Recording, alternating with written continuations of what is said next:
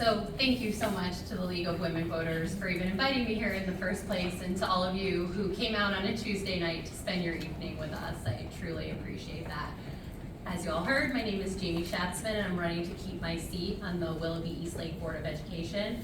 I was appointed last October to the school board, and I'm currently serving as its vice president. I am here tonight, though, as a candidate, and I just wanted to remind everyone that no individual school board member has the ability to speak on behalf of the entire board, nor do we have any ability to make any governance decisions outside of an official board meeting that would be held to the public. So anything I say here tonight will reflect my personal views only. I wanted to tell you a little bit about myself. I'm going to take this out of here too. I like that idea. I grew up in Massachusetts, and I moved to Ohio 20 years ago in 2003 after graduating from Dartmouth College. I have a degree in economics, and I've held various leadership positions throughout my career. But honestly, the job I'm most proud of is being a mom. I work hard every single day to create an environment where my daughter can thrive, and that's because she deserves it. All of our kids do. Before joining the board, I spent what I'll call my free time volunteering in our schools with our PTO, volunteering as a youth coach for sports, and also volunteering my time overseeing the Willoughby Eastlake Levy Committee. And making the transition from Levy co-chair to school board member, I got a really unique perspective into the unconstitutional way that schools are funded in Ohio, and the unfair burden that that places on our schools, our students, and really our entire community. As our board's legislative liaison, I've advocated alongside our district's treasurer down at the State House in Columbus. We advocated for fair school funding in the most recent state budget and against an effective property tax increase on our local homeowners. And we did all this to try to reduce some of the burden on our local taxpayers. Over the past year, our board collaborated to hire a new superintendent, the incredible Dr. Patrick Ward, who demonstrated all of the numerous qualities that our many stakeholders expressed were critical to the success of our district. We also worked together to restructure the relentless levy cycle of school renewals, and I am so proud to stand up here tonight and tell you all that Willoughby Eastlake Schools will not have another renewal levy on the ballot for the next 5 years.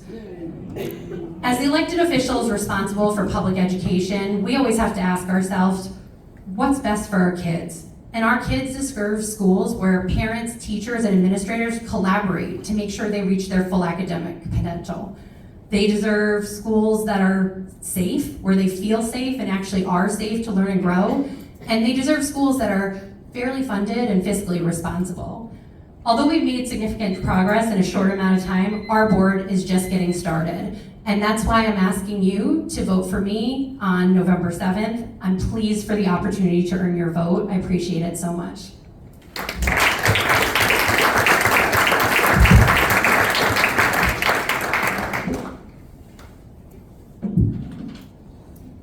Okay, now we will begin to hear from the candidates who are opposing one another. Our first candidate to speak, and he did make it, and we hope you didn't have to break any speed laws to get here. Mr. John Roscoe's. 3 minutes. First of all, thank you to the League of Women Voters for hosting us, and thank you for taking time this evening to come and listen. So, my name is John Roscoe, and I currently serve as a member of the Willoughby Eastlake School Board and am seeking re-election to a 4-year term. I'm a lifelong resident of Timberlake. I also attended Washington Elementary, Willoughby Middle School, and I graduated from South High School in 2002. And then I went on to earn my Bachelor of Arts in Economics and German from Case Western Reserve. So I was first motivated to serve on the board to help improve the district's financial transparency. So during my first term, I encouraged the district and our treasurer to adopt a comprehensive annual financial report that provides more robust and transparent analysis of the district's financial condition. While we did attempt a finance committee, it was short-lived and did not prove as popular as I had hoped. I guess not as many people like numbers as I do. But with the help of the rest of the board and our new superintendent, Dr. Ward, we've been able to create the district's first community advisory committee. And that committee will be integral in helping the school board research important projects and topics that will improve education in the district, communication, and also management of our district. So our first meeting is actually set for later this month. During my first term, the board also had the opportunity to hire an extremely well qualified and innovative treasurer, Mr. Charnello, and of course more recently Dr. Ward, who will serve the district and this community with distinction.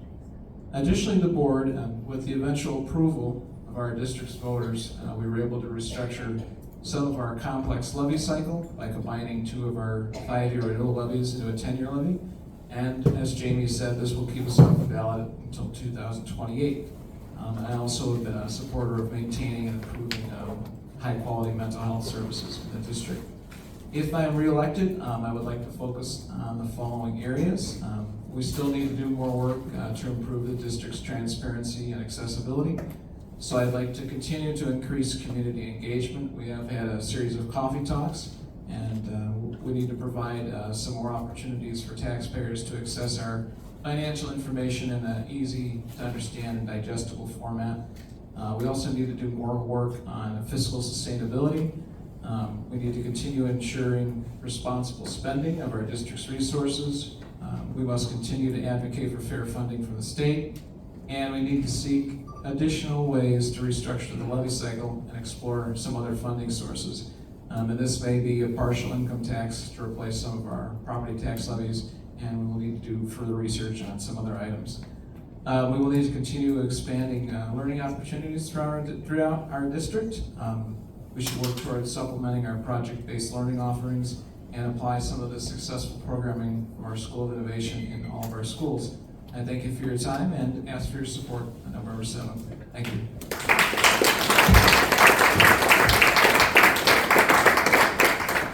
I think we're going to leave the mic out unless the candidate wants to put it in there. And Mr. Ryan DeFranco will be our next speaker. Good evening. Thank you guys for coming out. Again, we appreciate you guys being here. Everybody hear me all right? Oh, sir. Thank you guys for coming out. Thank you for having us. I'm not going to take long. I'm straight to the point kind of guy.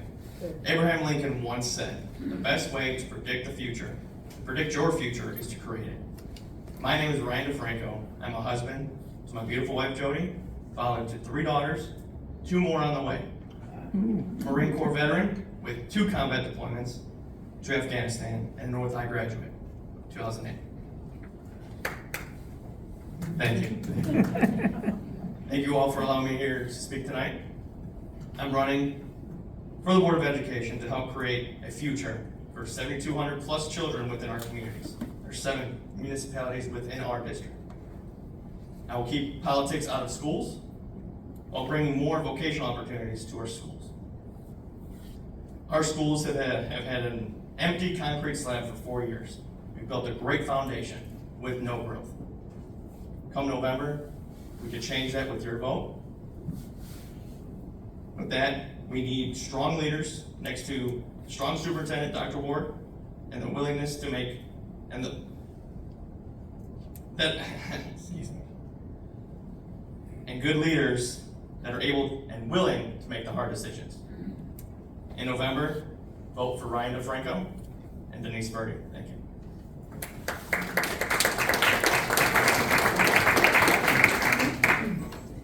And our third speaker will be Erin Reed.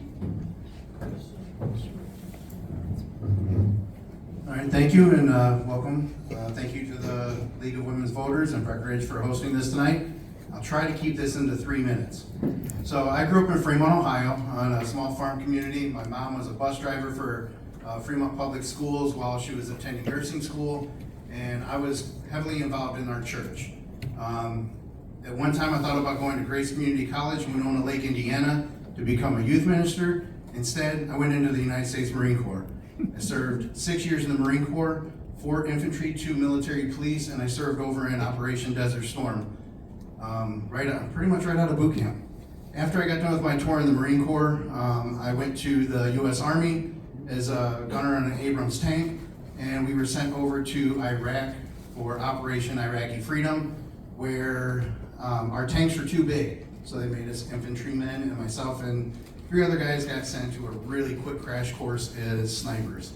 And after I returned from Iraq, I dealt with some problems myself, so I seek some treatment from the VA and went through several years of counseling myself, and that kind of put me on the path that I went to become a therapist myself. I finished my last 5 years in the military in the U.S. Air Force. Didn't get to the Navy, but I got the other 3. When I was on active duty in the Marines, I started taking business law at Park College down in Quantico, Virginia. I decided after taking a few courses, I did not want to be an attorney, so instead I shifted my degree, and I ended up getting the first degree, an associate's at Kent State, start in arts and sciences. Then I got a bachelor's degree in criminal justice administration from University of Phoenix. Then I went and got a master's degree in social work from Cleveland State University. And then I went and got another master's degree from Kent State University. And I graduated with Michael Keaton, Batman. So kind of cool I got to graduate with Batman. I have 3 children. All 3 of them are in the school district. They attend School of Innovation, and I live in Willoughby Hills. When I first moved here, I lived in Richmond Heights, then I went to downtown Willoughby, then I went to Timberlake, then Eastlake, and now I live in Willoughby Hills. Starting up a quail farm now. And let's see, what else? After the military, I didn't stop my community service. I worked for the Department of Justice Antitrust Division because I wanted to work against something in the criminal justice arena. The lawyer thing wasn't important, it wasn't what I wanted to do, so I went to antitrust. Then I went to the Department of Defense, Defense Finance and Accounting Service, worked in garnishments. Then I went to the United States Post Office, and I was a mail carrier. Then I went to the Department of Veterans Affairs. I worked in VA Police Department before I became a clinical therapist. After that, last year, I left in May and went to Social Security. So I currently work at Social Security, and I also work for the Cleveland Municipal Court as a behavioral therapist with high-risk domestic violence offenders. Out of over 1,000 guys I've worked with, I've only had 1 re-offend. Thank you very much.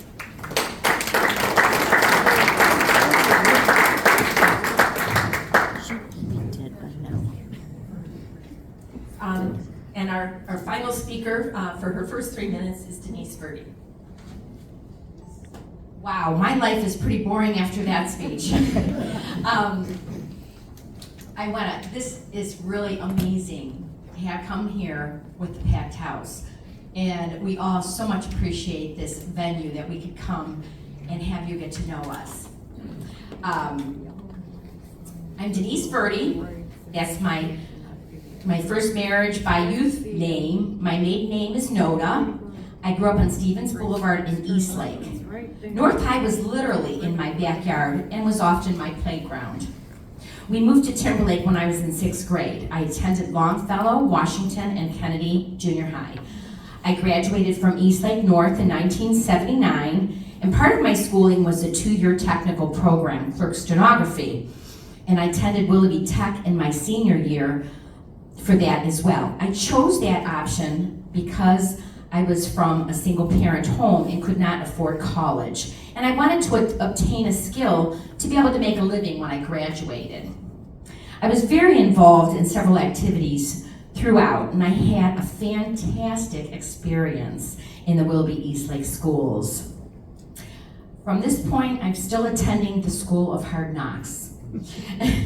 My brother, sister, and myself followed in my father's footsteps in the insurance industry, and our family ran 2 successful agencies in Willoughby Eastlake area for several decades.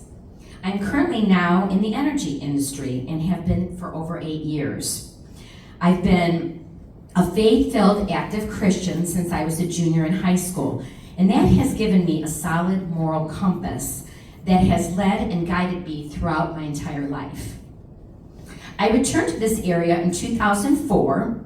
I have 2 grown boys who live out of town, and they each have 2 children, and I totally enjoy being a grandma. And by the way, I have my baby daughter, granddaughter coming in like 3 days. So I'm really excited about that. I'm happily remarried to Ron Danko, and we reside together in Timberlake. I've been attending school board meetings whenever possible, as well as other public functions in the community. I must say, I'm absolutely thrilled with the new superintendent, Dr. Ward. I would be proud to serve under his leadership. His excellent experience and passion for our district is truly inspiring, and the goals he will strive to accomplish, I will be in full alignment with and support wholeheartedly. The personal assets that I have to offer for this position are, I work extremely well with people, I'm a team player, a positive person by nature, and I would not hesitate to use my enthusiasm, common sense, and creative ideas in this role. I am new at this, obviously, but I am eager to learn, to be an asset within this position, and to be an effective, influential voice for the parents of our students. I am confident to say my life experience will prove to be a valuable addition. As Dr. Ward has mentioned in his various talks, Willoughby Eastlake has a fantastic foundation, and with the potential it has for growth and improvement opportunities. I can think of no other school district I'd rather work with more, and it would be an honor to serve in this capacity at my very own alma mater. I humbly ask for your vote, and thank you.